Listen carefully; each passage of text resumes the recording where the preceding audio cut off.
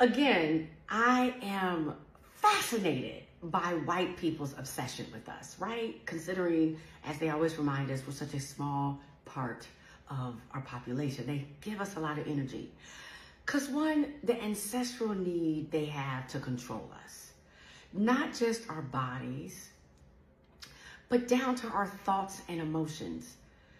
Because why do they care about how we feel about Charlie Kirk dying? Like, why do they even care? Why are they so obsessed about our emotions? I mean, one thing they don't seem to get, because they're unable to see outside themselves, is how few of us cared, period. We didn't know him to celebrate or to mourn. He was not important in our lives. He wasn't big. But even if he were, why are they trying so hard to police our emotions? You know, it reminds me of, because, you know, I always got to go back, because I always feel like my ancestors are calling out and speaking through me that, you know, when the people who enslaved us, the slave masters, would die, we typically, our enslaved ancestors were typically the ones who had to wash and prepare them for burial. We were the ones who made the food and served the food for the repast. And we also had to sometimes attend the funerals. And I assume act as if we gave a damn or were sad, which, you know, sometimes we probably for real, were celebrating that. But they controlled us. So maybe they want to go back to those days where we're so upset. I mean, it's like, even if the emotion's not genuine, they want us to show some sort of emotion. But it's wild how it just seems to be stuck in their DNA, because we don't care how they feel when we die. When we talk about Black Lives Mattering, it's not because we care about their emotions. We didn't even get up in arms when they were selling Skittles after Trayvon Martin's death and things like that. I mean, we recognize it was cruel, but we kind of accepted that as part of many of their DNA and personalities. When we say Black Lives Matter, it's because we want justice. We're fighting for justice, the justice system to work when one of us is unfairly murdered, right? So, but it's not because we're like, no, but why aren't you sad about our heroes? We're comfortable with our hashtags and our t-shirts and our homecoming celebrations and how we feel. We're very insular. If they're sad about it or not, we don't care. We just want the justice system to be fair and work for us. That's why we care. So why they care about our emotions is really weird. It's really a weird obsession that they have if you really, really think about it. And then with the obsession, it's almost like they have to be us. So they need for this man who was a millionaire to be this martyr that, you know, fought for everybody, and we have to raise money. I mean, the wife has raised like $5 million. They already had 12 million. They're already worth 12 million, but the wife has raised 5 million because we have to keep it going. You know what I mean? Like how we have great heroes and we are always fighting for justice and raising money for people who really need it and really martyrs, but they need that person. It's like they need their King, their Martin. They're even jealous of our tragedies. It's like I've said before about us being enslaved, like they want to be slaves too. Like, I don't know, but I'm living this stuff every day as, you know, with you. But at the same time, I'm sitting here in the background like, this shit is wild. I'm telling you, your obsession with us has got to be studied. It has got to be studied. So white people will never leave black people alone, and I'm going to tell you why. White society's obsession with black people isn't new. It's centuries old. If you think about slavery, colonialism, and exploitation, from the start, white wealth in America was built off the backs of black bodies. Sugar, cotton, tobacco, rice. This wasn't just economics. It was a system where white people's very identity was shaped around controlling and owning and watching black bodies. But here's the wild contradiction in all of this, right? While trying to dehumanize us, white culture has always been obsessed with us, right? They copied our music, our style, our language, our food, even our rhythm, all while denying us basic rights. Think about jazz and rock and hip hop and fashion, all born out of black genius, only to be taken, watered down, and sold back to the world with a white face on it. So why can't they just stay away? Because in a system that is built both on exploitation and envy, distance is impossible. White supremacy depends on keeping black people in place, close enough to use, control, or imitate, but never free enough to threaten the hierarchy. It's a sick paradox, fear and fascination at the same damn time. On a psychological level, it's projection.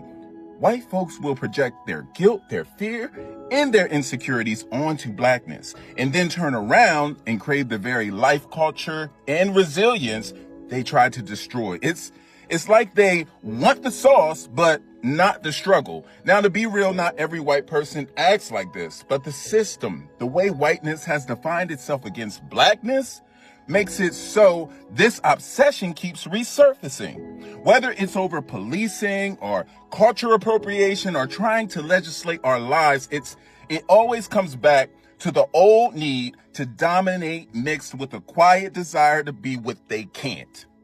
If you can't tell, the whole black Scottish thing and the whole gingers are black thing, like, Americans are obsessed with black people. It's clear. Even the racist ones. We are obsessed with black people. We love them. Most of us love them. There are a few of us that act like they hate them, but they're also obsessed. We really don't give a F about you people. Saying that under this status is nasty work. I can go back 400 years when Europeans started kidnapping African people, but I can go back almost 1,000 years when Europeans thought that gods themselves settled with the African people because of how beautiful and strong they were. Europeans just don't give a F about black people. Europeans are hyper fixated on black people. Like when a black woman died and they stuffed her body and put her in a museum so people can stare at her body. Or how they used to take our organs and still do believe that our organs are much stronger than theirs, so they want to use our organs.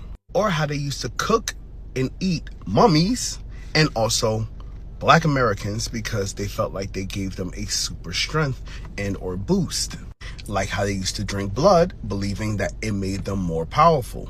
This is why even though they claim to dislike black people, or black people are not their forte, they find themselves in black spaces all the time, like you in this comment section. And the hatred simply doesn't come from hatred, but obsession and insecurity that even though we supposed to be a superpower, these people somehow create everything, and we appropriate everything, and we pillage everything, and we steal everything. Because even if it's a country created by Europeans, how is it influenced by black people? And this is why they constantly feel like they need to antagonize us in order to feed off our energy vampires. You probably wonder, why do white people pay so much attention to black people if they don't like them? You would think if you didn't like something, why would you be paying attention to it? I don't pay attention to things I don't like. What's the answer? The answer is the liar knows what lie he told. You see what I'm saying? So even if I made it deceitful and I made you think that the answer is over here, but the answer is really over here, I'm still going to be looking over here. Me, the one that tricked, because I know this is the right answer. Black people have lost their identity, but our oppressors have not lost our identity. That's just why they chopped those noses off of the Pharaoh and the Sphinx in Egypt in the first place, is because without this nose, we can tell you this is whoever it is. But with that nigga nose, it can only be niggas. Why would somebody vandalize a whole face and only vandalize one part? Nobody wanted to knock an eye off or take an ear off or no chins missing. No, just the nose. Because it's a brand. It's a brand. All right. You know, one topic that baffles me is the white people's obsession with black people. Some of it goes back to the fact that they don't see us as fully human. Because for all of enslavement and even past that time, 3/5 human and all these things, we were seen as property. Just a taskmaster, a do boy, a do girl, some other, we almost like livestock. And so some of that I feel has permeated the psyche of those that descend from people that were enslavers. And some people that, because not all white people's lineage, like not all white people come from people that actually had the money or means to own people, but they acted in overseer positions. Best believe that they participated in the oppression of us, of our people.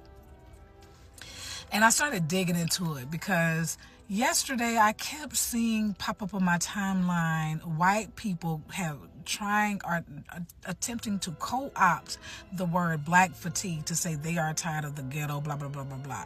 When essentially black fatigue is what we experience just dealing with the systems and the day-to-day existing within this place that we find ourselves. The same way they took woke. They trying to take black fatigue, but we're not going for that. We're going to continue to tell the truth about that terminology. But I asked AI, and I hate AI, but I asked AI, why are white people obsessed with black people? And it responded as the people that actually programmed AI, because this is what it said. The query expresses a harmful stereotype and generalization suggesting that white people are obsessed with black people. But ChatGPT and OpenAI and all those things have been found to have racist perceptions because of the people that they only are able to pull the information as what's been presented to them, and the vast majority have been programmed by those. But so they see us as things versus as people, right? They feel they know better than us, and the constant survey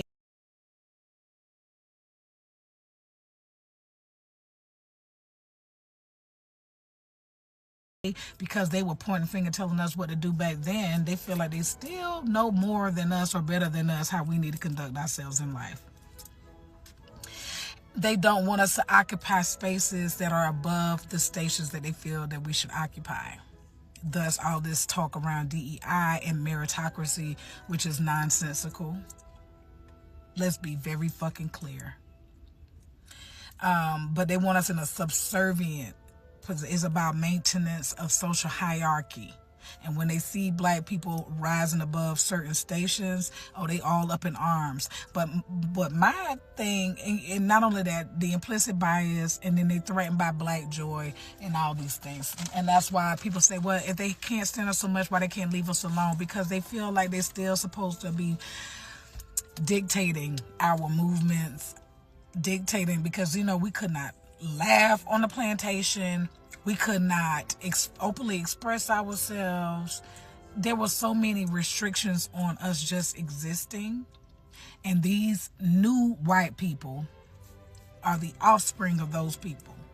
And so they still feel that they are supposed to be in the mix. And that's why when y'all be passing out passes to come to cookouts, I don't come from that. My family didn't play that shit. So I don't know nothing about it. At all. No. Absolutely not. We gotta do better. And then some of y'all are just so loose with information online. And I know you want to share it with your people, but you need to come up with something else. Your left hand ain't never supposed to know what your right hand is doing, and vice versa. Y'all just spilling the beans. Just constantly just spilling the beans. Just share. And that is part of the problem, because we are so community-based and we're so open and welcoming to people. And that is how they came in and poisoned people against one another and captured so many people, because we were just like, oh, these are different people, but they are people. But are they, though? Are they? It's got to be a line. Got to be a line. That's all I'm saying. But yeah, that is something that has been on my mind. Why are you so obsessed? Why? And a lot of it is because you think they really do feel like they still own us, some of them. We don't know no better. Racism is really just infatuation. They're not going to tell you that, though. Like, they're absolutely, like, think about it. Racist white people, they really hate black people simply because they love their skin. Like, they love your dark skin. Think about a dark-skinned black person.